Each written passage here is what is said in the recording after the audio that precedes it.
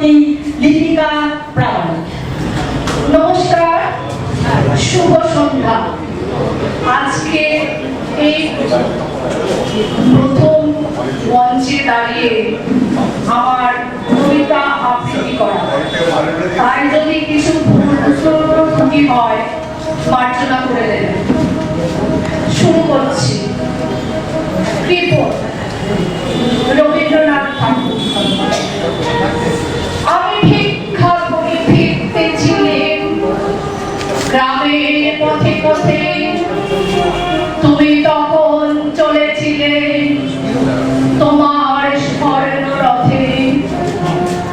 অপূর্ব এক স্বপ্ন লাগতেছিল চোখে মন, কি বিচিত্র শোভা তোমার, কি বিচিত্র সাজ। আমি উনি ভাবতেছিলেন কি কোন মহারাজ আজি শুভক্ষণে রাত পোহালো।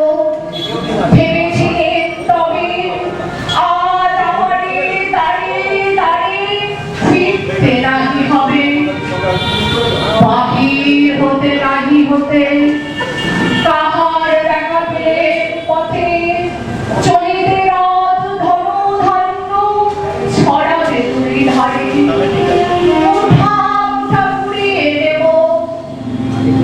নেব ঘরে ঘরে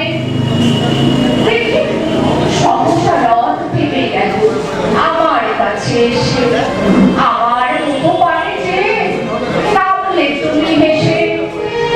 দেখে মুখের প্রসন্নতা ঝুরিয়ে গেল সকল দেখা। হেলো কালে কিসের লাগে তুমি অকস্মাৎ, আমায় কিছু দাও বলে বাড়িয়ে দিলে হাত। ওই কি কথা রাধাধীরাজ, আমায় দাও কিছু। শুনে ক্ষণকালের তরে রইল মাথা কিছু। তোমার কি বা অভাব আছে ভিখার ভিক্ষুকের কাছে, এ কেবল কৌতুকের বশে আমায় প্রবঞ্চনা। চুরি হতে দিলেন চুরে